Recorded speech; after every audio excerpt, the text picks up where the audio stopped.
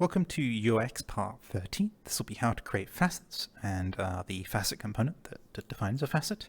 Let's go ahead and take a look.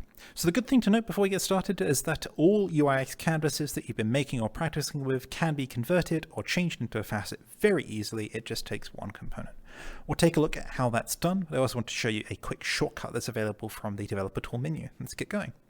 If I hop over here into Smooth POV and I go ahead and equip the developer tooltip here, I can go to Create New, Object, and then this facet here right underneath Camera.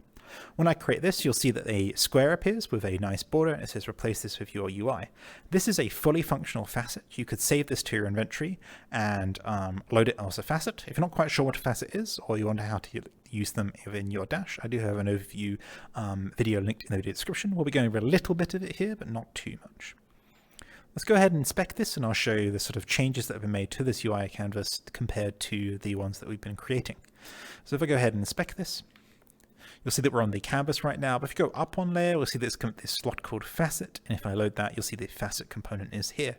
This has all been set up for you with that Create New menu, but I do want to point out where the Facet component is just in case you need it. So if you go to Attach Component, Radiant UI, you'll see Facet right here. That's the component you need to add to make things into a facet.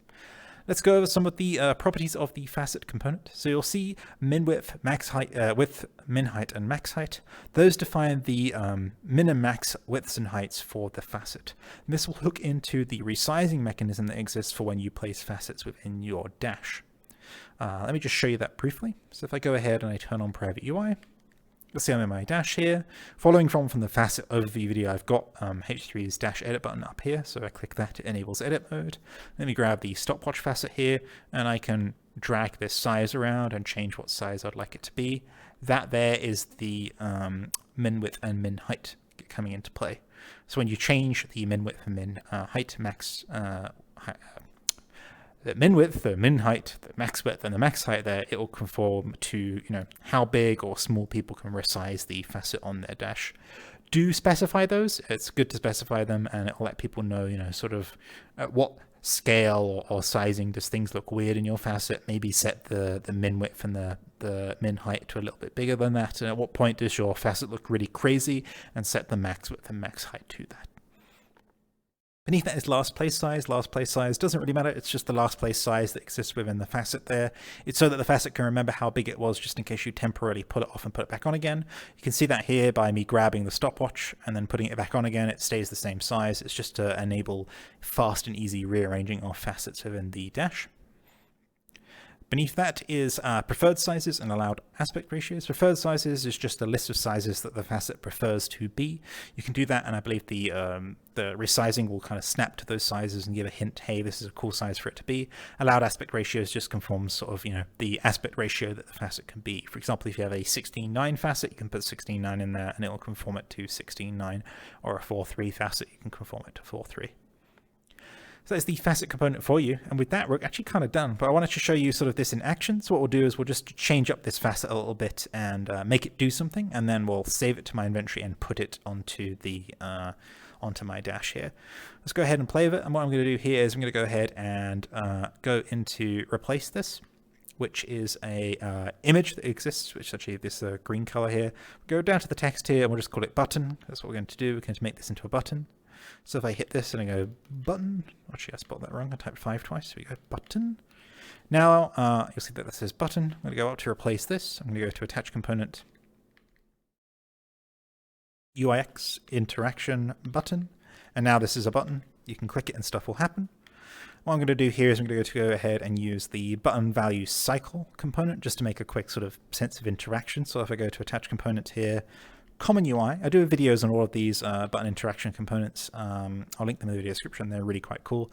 So we'll go button value cycle and we'll put in string here. And all we're going to do is make it so when the button is clicked, its text changes. So we'll go here and we'll add some values. I'm going to add button, which is the current value. And then we'll add cheese, because you know how much I like cheese.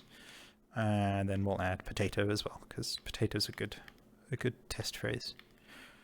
So now if I go ahead and grab the text and put this here, I can grab text and put it into the target value button value cycle.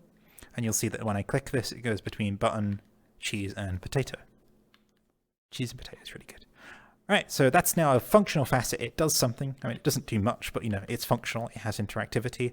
Let's go ahead and put that onto the dash. Let me go ahead and check my inventory just 1 second.